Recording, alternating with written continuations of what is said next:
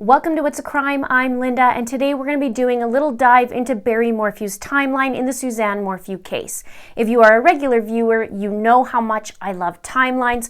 So today we're going to get into the timeline from Barry Morphew's point of view in the days leading up to Suzanne's disappearance and after. But before I get into it, if you'd like to be part of the It's a Crime community, please click that subscribe button below, hit that notification bell to all. Please give this video a like and share this out where you can. Now, let's get into it. Now, before I get into the timeline, I'd like to highlight a few points about Barry. Suzanne and Barry have been married for 26 years and just had a wedding anniversary in August of this year. They have 2 girls together. One of them is in college and one of them is still living at home. Barry has a landscaping business and is a volunteer firefighter. He actually started firefighting at the end of 2018. Now, an interesting quote I did hear when it comes to Barry being a firefighter is, "Barry is a great firefighter, drops anything to help anyone, and is very committed to what he's doing." And according to Barry's brother-in-law and Suzanne's brother, Andy Mormon, he says that Barry is an avid hunter and an expert tracker. Now, Barry did not participate in the recent search for Suzanne organized by her brother Andy. And Barry has just put up their Puma Path home for sale. This was just as of yesterday, I believe, which would be October 5th. And also, Barry adamantly denies any involvement with Suzanne's disappearance. He stated that the police has botched the evidence. Now, I'm going to dive into a few days before Suzanne was reported missing. As you know, she was reported missing on Sunday, May the 10th, on Mother's Day. But clues are actually leading now to before that. Now, I'm going to go a little bit before that and just go a week before on Monday, May 4th. I was actually sent an email that had pictures of an area with old cabins and a quarry in a ghost town near Salida. And I did remember, though, that there was a fire. I remembered reading something about that, and I looked it up, and here's what I found. On Monday, May 4th, there was a fire in Arborville, Colorado, and it was a little ghost town. But my question is, was Barry there as a volunteer firefighter in that area that day putting the fire out? I'm just really curious. I thought I'd put it out there. Let me know if you know that answer in the comments below. It did catch my eye. Stay tuned for more information on that. All right, now to the official timeline 5 days later. On Friday, May the 8th, Morgan Gentile, Barry's employee, states in an interview that Barry started working at the riverfront site located on Vanderveer Road and County Line 105 on Friday night. They just call it the riverfront property from this point forward. Now, this is also the first day that authorities wanted neighbors to check out their videos and their cameras and go through the camera footage from this day, which is Friday, May 8th, right until Tuesday, May the 12th. Law enforcement wanted people to just hang on to the footage, though, and not to turn it in. And I am curious if law enforcement ended up having any information or getting any information from these neighbors, or if they talked to anybody about it. Now, the next day, on Saturday, May 9th, just one day before Suzanne was reported missing, in the morning, Morgan said Barry picked her up and they went to the riverfront property. Barry wanted her to rake the beach and level it out. She planned to be there all day, but only worked until 11 a.m. And she said Barry mentioned he had to go and make the wife happy by doing some hiking or biking. Now, Morgan stated that she later heard that he was actually out shopping in town all day. She said that Barry did seem stressed and he was acting weird that day. And Saturday when he picked me up, he had asked me to clean it up and break it out because we were going to add the bring it up to level so that way it was a beach sand and not muck. That area is a construction site off County Road 105 east of Salida. No, it needs to be flat. And I was like, he was acting really weird about it, and I was like, Barry, like, what's up, you know? And he seemed like, I don't know, stressed. He definitely seemed weird on Saturday. I was planning on working all day that day, but we only worked till 11. And he said that he had to go make the wife happy, do some hiking or biking. And I found out like later that day that he was in town all day. Now, I find a few things interesting about the statements that Morgan makes. Number one, she says Barry's acting odd and seemed stressed. Actually, her words were weird. Number two, she expected to work all day, but actually only worked until 11 a.m. Number three, Barry said he had to go make his wife happy and do some hiking or biking. But what's interesting is, to me, this last statement actually gets my attention. I do wonder if he actually did any biking or hiking first, and if so, where did they go? And if not, what did they do in the early afternoon? Were they in town shopping? By the afternoon, reports say that Suzanne's close friend was texting her back and forth about one of her kids' upcoming wedding. I do know, though, when it comes to the phones, as we've seen many times, that the reception is pretty spotty in that area. Now, at 4 p.m., it's reported that Barry and Suzanne were seen getting a sandwich in Salida. My question is, did they eat it there or did they go back to the house? Also, who was it that reported seeing them there? That's important. Now, in the early evening, reports say that communication with Suzanne's friend suddenly stopped. And in the evening, by midnight, Suzanne's Facebook account starts friend requesting a bunch of men Andy's age. Andy says, and then later that night, oddly enough, my sister friended a whole bunch of people on Facebook that are my age that I went to school with. That was completely strange or different from what she normally would do, so I honestly believe somebody else was manipulating her Facebook on Saturday. Now, this friend requesting spree is important. I've said it in a previous video, and I bring this up for a reason. Stay tuned in this timeline in this video because there's another clue that may tie into this, and I believe it does, and it happens a week later. So this is also important because at this point, in my opinion, this could be setting things up for an abduction theory or tactic. So my question is, who else other than Suzanne has access to her Facebook account? And I did mention this also in a previous video. From what's been said about Suzanne, this is unlikely behavior from her. I also wonder what time Suzanne goes to sleep, and I also feel like Suzanne would not be doing this type of thing. Now, on Sunday, May 10th, which is Mother's Day, which is the day that Suzanne was reported missing, in the middle of the night, so we have Facebook at midnight, and in the middle of the night, a neighbor of the riverfront property hears machinery operating in the middle of the night. She says, at the very first, I thought it was a truck or something, maybe parked in my driveway or something, but no, it kept running. She said the noise sounded like machinery or construction equipment that lasted for about a half an hour. She says, I sat up in bed and said, what's going on this time of night? That's ridiculous. At first, the very first, I thought maybe some truck, I don't know whether anybody be parked in my driveway or something, but no, then it just kept running and it just seemed in the same direction line that was over there, and I've been hearing all this noise for, like I say, quite a while. Mary says she has a good memory, but is hard of hearing. She says the noise had to have been really loud to have woken her up. I've been hearing those machines for quite a while, and I thought it sounded like one of them running, and then I sat up in bed and I said, it is one of them. What's going on? This time of night, you know, that's ridiculous, unless they had orders to move it or something. So I lay there and listened, and it kept going and going and going for about a half an hour.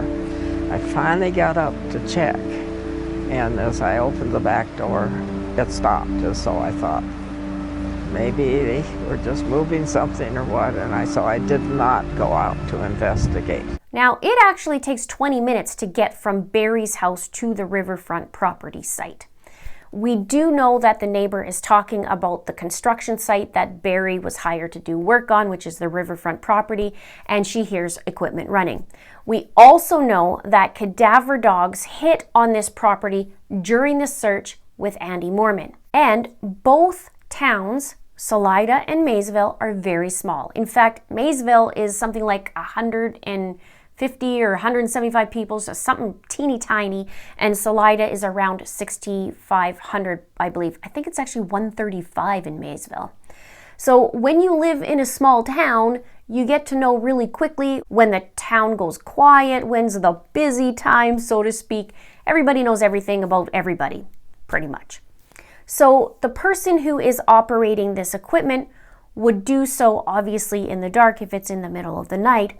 So I do wonder if Barry was the only contractor that weekend at that job site.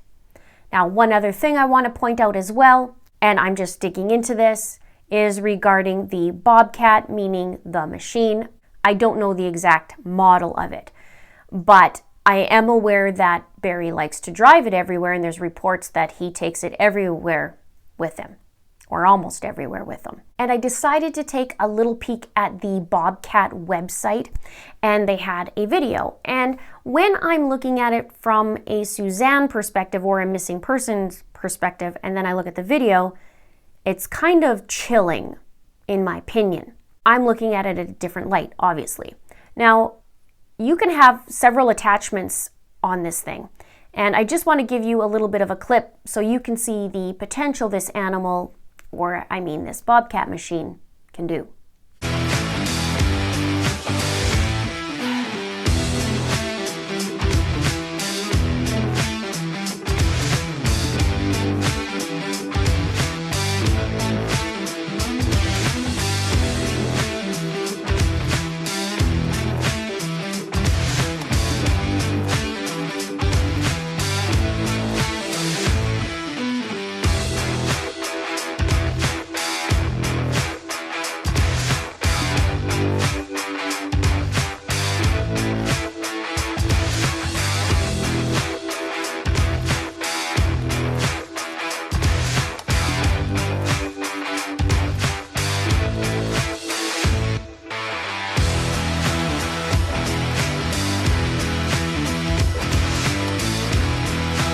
And it takes around 20 minutes to get from Barry's property to the riverfront property.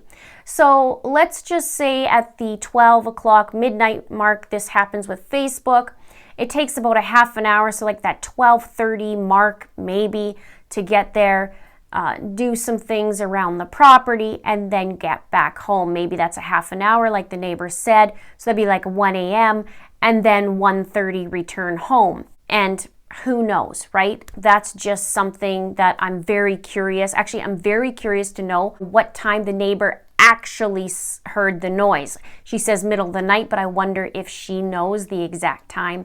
Very, very, very, very curious. Now at 4 a.m., it's noted that Barry is rambling down the road and texting to gather people to go to this Broomfield job. Now Morgan states that the plans actually changed last minute in an interview. Okay, so Barry's vehicle information doesn't line up with what he said, and Morgan states, he called me that Sunday Mother's Day and I hung up the phone and thought he just had the worst night of his life. So also, I do want to point out, besides Barry's timeline not lining up with the vehicle data, he also had an inconsistency with his Bobcat and the timeline. He admitted there was an inconsistency, and he says that it was only because I didn't know the time that I did something, a mechanical thing to my Bobcat. I was confused and I just found out my wife was missing, and I was a little bit not in my right mind when they were asking me these questions, but I did the best I could and I answered everything. I never once declined any interview. So this gets me wondering now and trying to connect the dots. Was he inconsistent in his timeline because he was doing a mechanical thing to his Bobcat late Saturday night or into the early hours of Sunday morning?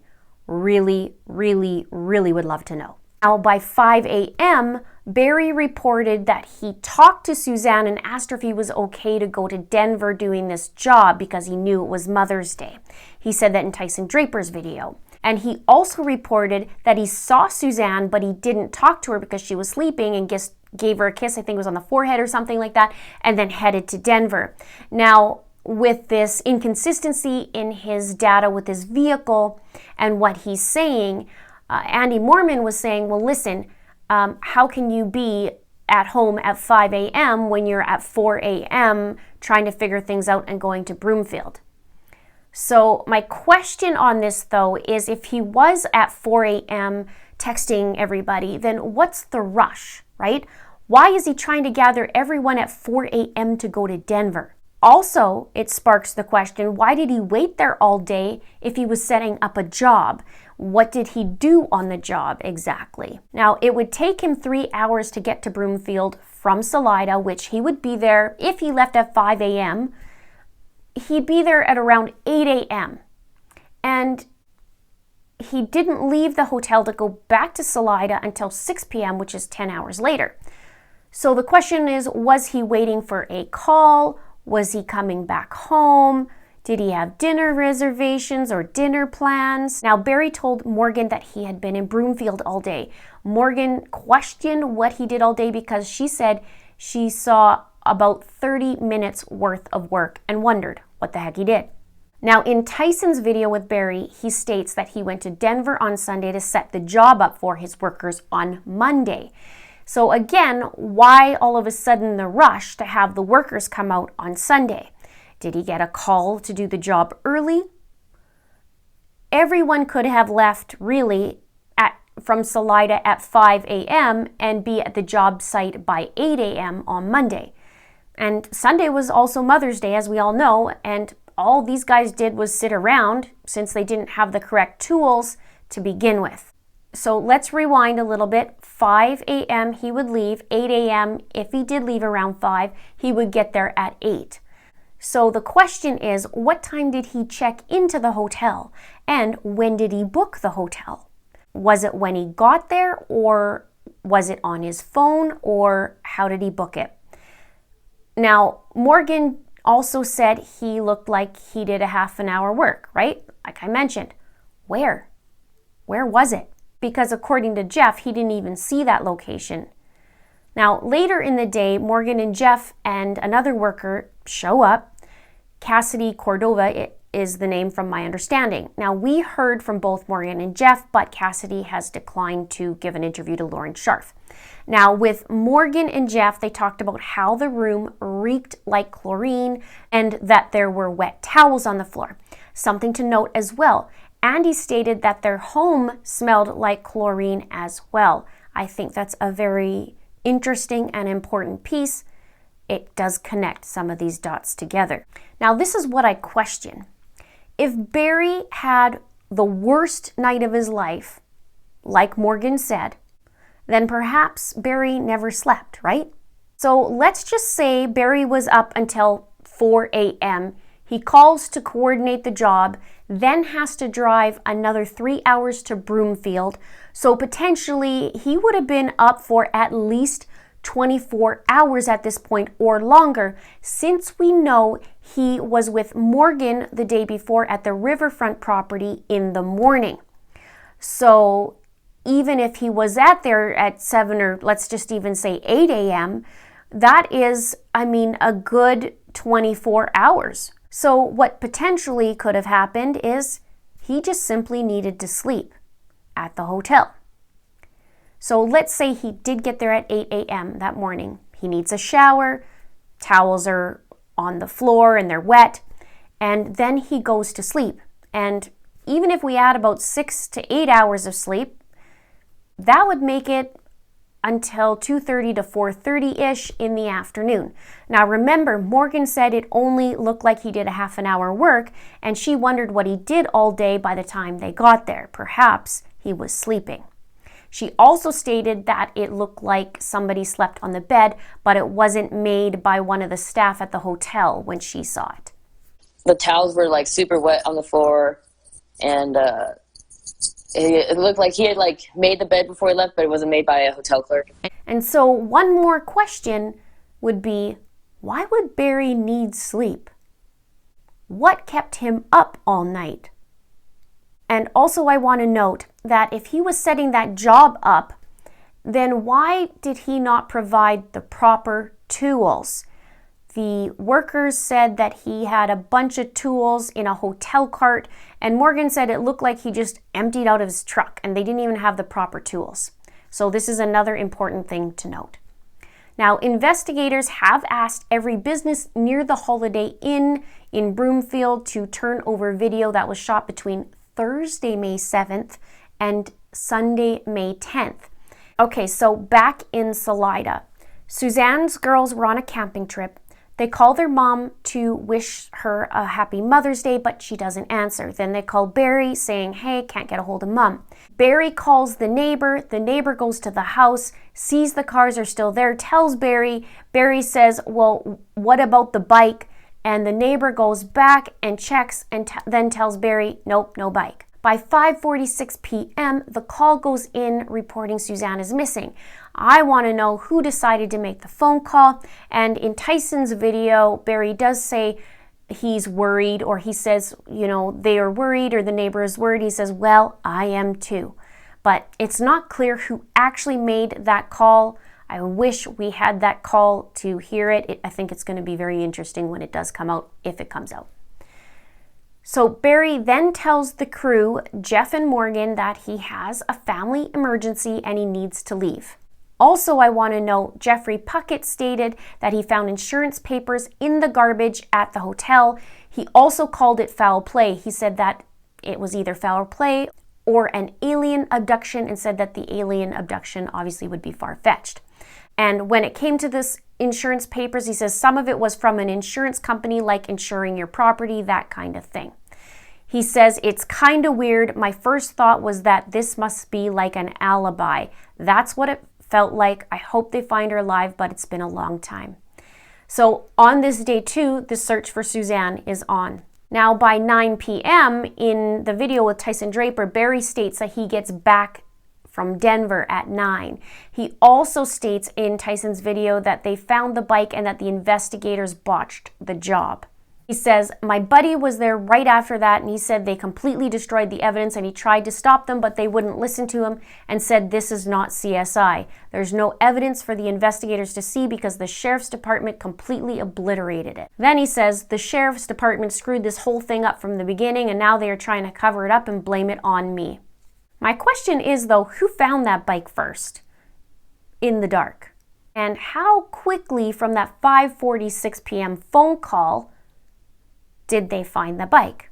Now, Trevor Noel, Barry's nephew, reported the bike was found on Sunday night. Interestingly, the authorities did not announce that. Now, the next day, on Monday, May the 11th, the concrete foundation is poured at that riverfront property. And the search resumes with the sheriff's office after an overnight break. They take a break, they go back and they start searching again for Suzanne. That included law enforcement on foot, drones, divers, aircraft, water rescue units, and various canines. Now, Barry that morning, on that Monday, calls Morgan crying and tells her Suzanne is missing and a mountain lion must have got her. He says they were going up the mountain to search. We are going to find her. I'm wondering who's we. He tells Morgan and Jeff to stay in Broomfield and wait for supplies to be delivered for the job. He says wait until 11 o'clock to get the brick. It never arrived. Morgan said she didn't want to bother Barry with this since his wife was missing, and obviously he has some bigger issues on hand, or as I say, bigger bananas to fry. Now, by the evening, Andy arrives in town to help look for his sister, and Barry and some friends meet with him and they figure out a plan to search for Suzanne. This is the last day that Barry talked to Andy. Now, on Tuesday, May 12th, law enforcement continue their search for Suzanne. There's no request for volunteers that was made. And Barry, Andy, and friends divide into teams to search. They weren't allowed to search where law enforcement was actively searching, but they could cover the area already searched. Andy and Barry were on separate teams. But at one point, it was noted that a member of Andy's team separated from the group. They backtracked to find him. He was later located at the home where Barry Morphew was staying. And they were saying a week later, the personal article belonging to Suzanne was found about 20 yards from the trail where Andy's team was searching. And the question where I was reading was, were they meant to find it? So that was interesting. Now, also on this day, this Tuesday, Morgan and Jeff come home. Jeff states that he was ticked off and didn't want to wait there any longer, so they came home. They didn't have a job to do, didn't have enough tools, and they didn't have brick. Now, once home, Morgan said that a friend and family member of Barry's told Morgan, we would give you your paycheck, but we don't want it to look like hush-hush money. You have rights, but you don't have to give CBI your phone. And what kind of weird statement is that? I mean, truly. we would give you your paycheck, but we don't want it to look like hush hush money. That's a super odd statement. Then it's followed by, you have rights, but you don't have to give CBI your phone. Why wouldn't a family member and a friend of Barry's not want Morgan to hand over her phone? And why would they say they would give her her paycheck, but didn't want it to look like hush hush money? Was it substantially larger than what she would have normally received? Or did they mean that because it's an exchange of money? This is super odd behavior and super odd wording, in my opinion. Then Barry fires Morgan via text message, and she says, he fired me because I gave up my phone. I wasn't staying quiet and I was complying with CBI. I feel like if he was innocent, he would have talked to me. I worked with him every day for a long time. And Barry called her a meth head, and he called Jeff a meth head and said he's been in prison for 9 years. So he fires back at Morgan about her being fired, and he says this, she's mad at me because I fired her and don't let her work for me anymore. She's mad, so she's not going to say anything good about me. Morgan did state in that interview with Lauren Sharf, she said that she's scared of Barry and she never wants to see him ever again. Now, also on this Tuesday, May the 12th, it's a busy day. The workers come back to town and Barry is out searching for Suzanne with somebody, and they stop off at a spot where he says it would be a good place to look because if someone wanted to throw someone over the bluffs, it'd be a great place to look. Something to that effect. The person who was with Barry thought it was very odd, and Barry lies down on the ground and is exhausted and is shown in this picture. Notable is there weren't any cliffs at that area. Now, also later in the evening at around 8 p.m., Barry was observed by an employee at the Poncha Market digging in a trash can, and the market closed at 7 p.m. Upon being questioned, Barry states he's looking for the bike helmet. And then shortly after, Barry taps on the market window, and when they let him in, he stated that his wife was missing. When they asked for a description, he approaches the manager at the Poncha Market and scribbles down 3 items on the crumpled receipt. Nothing about Suzanne and her description, but 3 things to look out for: her helmet, her biking clothing, and a baby blue bike. Oddly though, if they already found the bike on Sunday, why is he including the bike? And it's odd, and the manager from the market said it's odd as well. And if a mountain lion got her, according to Barry, why is he looking for a helmet in the trash can? I'm pretty sure the mountain lion wouldn't carry it there. Now, the very next day, Sheriff John Speasy tells CBS 4 the probability of an animal attack is not very high. And then the sheriff's office blocked the road off on the highway that leads to the Morphew residence. Now, in and around this time, Barry tells the Daily Mail when they wanted to interview him that it's just too soon to do an interview. I find that very interesting wording. Too soon for what? Also on this day, the Find Suzanne Morphew Facebook page was created by Barry's nephew, Trevor Noel. Also, a GoFundMe was created by Trevor as well. And I did notice the GoFundMe account has changed a few times as to who the beneficiary is. I believe in the very beginning, it was Barry, then it changed to Barry's mom, Shirley Morphew, and then it's changed now to Barry's daughter, Mallory. That same day as well, there was a $100,000 reward that was offered, and a friend matches it for a total of $200,000. By Thursday, May the 14th, FBI are now involved. Friday, May 15th, the personal items were found and the road is shut down on the highway. It says, in the area of County Road 225 and Highway 50, we did find items that we believe were personal items of Suzanne Morphew, and that launched a bigger search we had today, which included the full closure of Highway 50 in Monarch Pass. The announcement for the video from the 8th to the 12th is requested on this day. And here's what Sheriff John Speasy says about that. He says, one of the most helpful ways the community can aid in the search of Suzanne Morphew is by preserving these recordings. We are aware that some systems override video after several days, and we want to ensure video remains available if needed. This was the day of the press release from Sheriff John Speasy. Now, 2 days later, on Sunday, May 17th, here's where it gets very interesting. Suzanne has been missing for at least a week at this point. And remember when I talked about the friend requests on the Saturday night at midnight?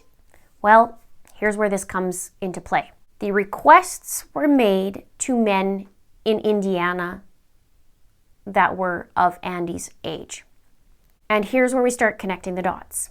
There was a check-in on Suzanne's Facebook, and it stated the check-in was in Alexandria, Indiana, where she's from. This is why I think this could be part of the abduction theory or tactic. Friend request made at midnight. She's putting herself in harm's way by friending all these guys, so to speak. Then a week later, she checks into Alexandria. Doesn't talk to anyone. No one sees anything.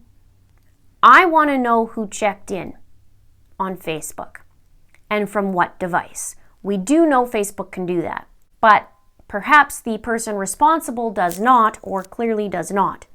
Again, who has access to Suzanne's Facebook page if not Suzanne? Now, it takes 19 hours to drive from Salida to Alexandria, and one could say it would take days to get there if you only drove, 6 hours a day. Not if you're Andy Mormon, but let's just say somebody goes on a leisurely trek there for 6-hour days. It would take 3 days. So these two things are starting to speak loudly to me. If we take a look at Suzanne's Facebook, we will see there's a lot of things hidden. You see her about me is blank. We see friends, they're blank there, it's hidden. But yet here is the check-in and it's public. And think about this.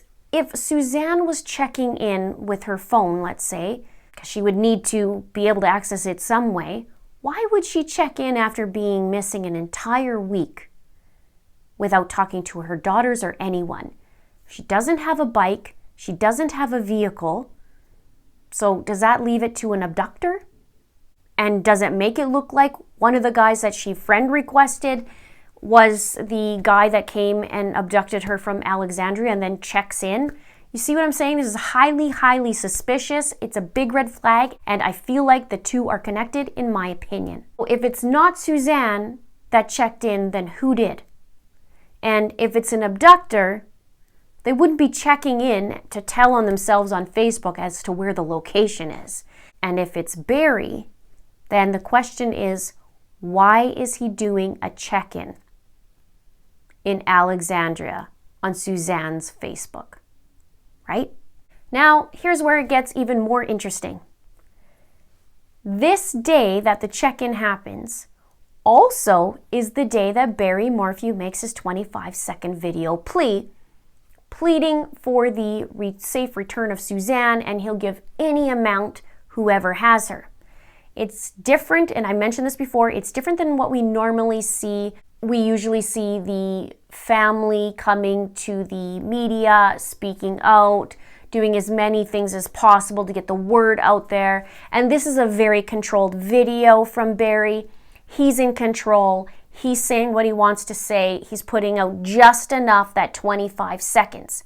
He says, "Oh, Suzanne, if anyone is out there and can hear this, that has you, please, we'll do whatever it takes to bring you back. We love you. We miss you. Your girls need you.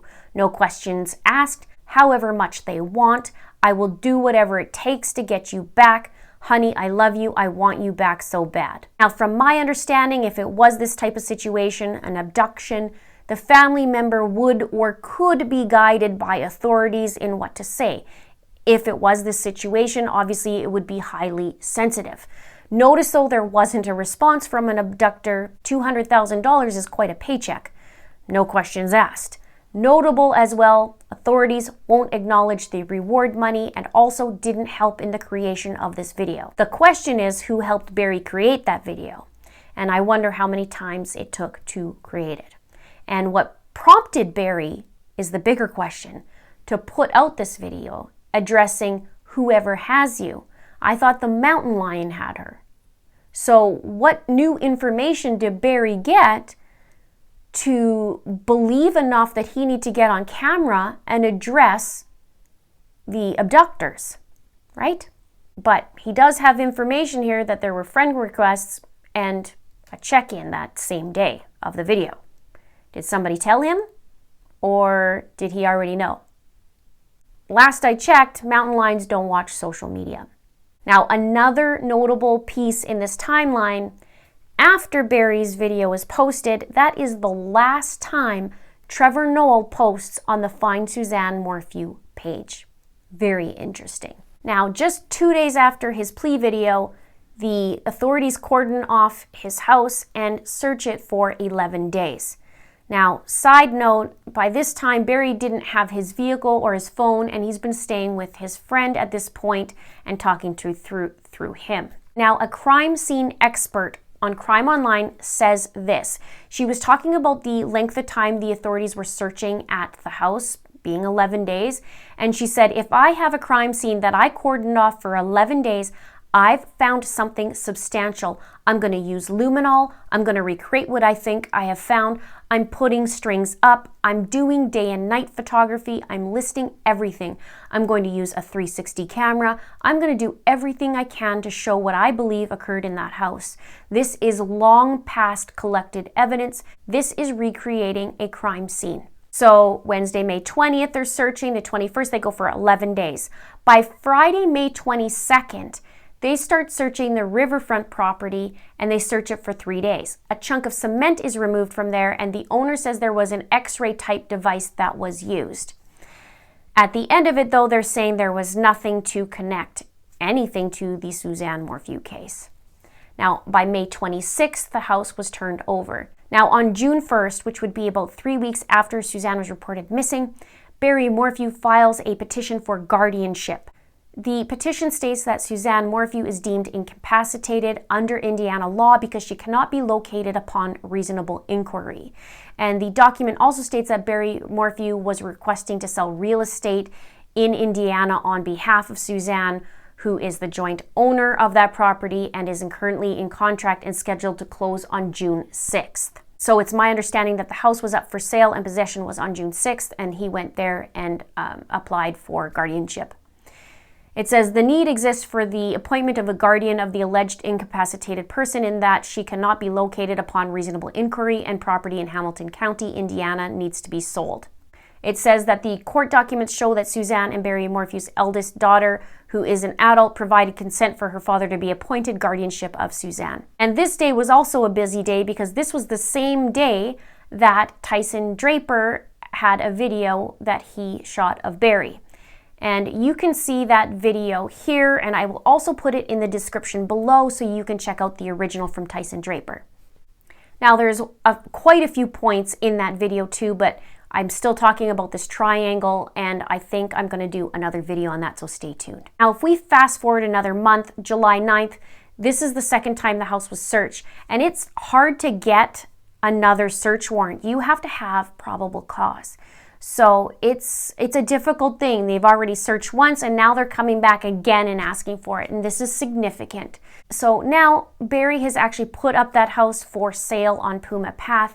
He actually bought his Longhorn Drive property in Salida, and it's also said he bought a new truck and a new motorcycle. But all the new shiny things aren't going to bring back Suzanne Barry. What he says is, this is the most devastating thing that has ever happened to me, but I've got to keep my faith and trust in God, and Suzanne trusted the Lord. And if one person got saved from this, she would think it was worth it. And we are just a godly, loving, caring family, and this thing is just a tragedy. I find that very, very confusing, that statement. I don't understand the line of where he says, and Suzanne trusted the Lord, and if one person got saved from this, she would think it was worth it.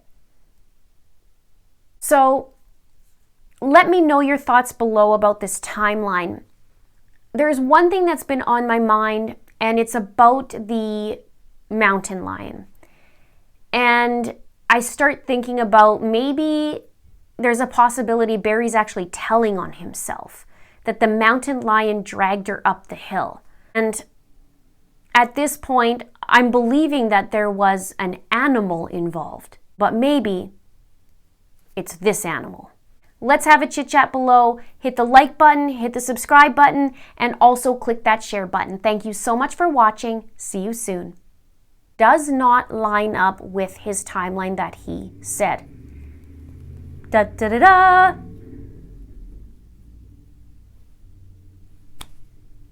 Every day, all day.